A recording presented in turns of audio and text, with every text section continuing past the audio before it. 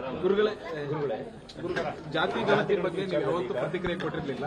ಈ ಒಂದು ವೇದಿಕೆಯಲ್ಲಿ ಪ್ರತಿಕ್ರಿಯೆಯನ್ನು ಕೊಟ್ಟಿದ್ದೀರಿ. ಈಗೇನು ಪ್ರತಿಕ್ರಿಯೆ ಅಲ್ಲ, ಇದು ನಮಗೆ ಕರ್ನಾಟಕ ಸರ್ಕಾರದ ಮೇಲೆ ನಂಬಿಕೆ ಇದೆ. ಯಾರಿಗೂ ಕೂಡ ಅನ್ಯಾಯ ಆಗಲಿಕ್ಕೆ ಬಿಡೋದಿಲ್ಲ ಅಂತೇಳಿ ಸಮಾಜವನ್ನು ನಿರ್ಮಾಣ ಮಾಡಬೇಕು ಅನ್ನುವಂಥದ್ದು ನಮ್ಮ ದಾರ್ಶನಿಕ ಪುರುಷರ ಒತ್ತಾಸೆ. ಅದನ್ನು ಉಳಿಸುವಂಥ ಕೆಲಸ ಮಾಡಲಿ. ಎವ್ರಿ 10 ಇಯರ್ಸ್ಗೊಂದ್ಸರಿ ಈ ಸಾಮಾಜಿಕವಾದ, ಆರ್ಥಿಕವಾದ ಮತ್ತು ಶೈಕ್ಷಣಿಕವಾದ ಸರ್ವೆ ನಡೀಬೇಕು ಹಾಗೆ ಅಂತೇಳಿ ಕಾನೂನು ಹೇಳ್ತದೆ. ಅಂದರೆ ಇದು ಸರ್ವೆ ನಡೆದು 10 ವರ್ಷ ಕಳೀತು. ಬಹಳ ಗೊಂದಲ, ಅನುಮಾನ ಮತ್ತು ಎಲ್ಲೋ ಒಂದು ಕಡೆ ಆತಂಕ ಒಂದೇ ಸಮುದಾಯಗಳಲ್ಲ, ಒಕ್ಕಲಿಗರು ಅಥವಾ ಲಿಂಗಾಯತರಲ್ಲ, ಎಲ್ಲ ಸಮುದಾಯಗಳಲ್ಲೂ ಕೂಡ ಇದೆ.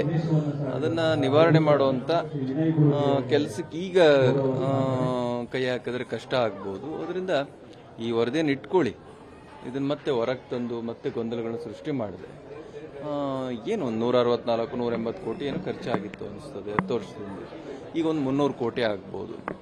ಸರಿಯಾದ ವೈಜ್ಞಾನಿಕ ಸರ್ವೆ ಮಾಡಿಸಿ ಎಲ್ಲ ರೀತಿಯ ಸಮಗ್ರ ವರದಿಯನ್ನು, ಮತ್ತು ಯಾವ ಸಮುದಾಯಗಳು ಕೂಡ ನಾವೇನೋ ಮಾತಾಡ್ತಾ ಇದ್ದೀವಿ 16 ಲಕ್ಷ ಇದ್ದೀವಿ, ಕೋಟಿ ಇದ್ದೀವಿ ಅಂತೇಳಿ, ಕೆಲವೇ ಸಾವಿರಗಳಿರುವಂಥ ತಳ ಸಮುದಾಯಗಳು, ಧ್ವನಿ ಇಲ್ಲದಿರುವಂಥ ಸಮುದಾಯಗಳು ಇವತ್ತು ನಮ್ಮ ನಾಡಿನಲ್ಲಿದ್ದಾವೆ. ಅವ್ರನ್ನ ಗುರುತಿಸೋರು ಯಾರು? ಅದರಿಂದ ಅವ್ರಿಗೂ ಕೂಡ ನ್ಯಾಯ ಸಿಗಬೇಕಾಗ್ತದೆ.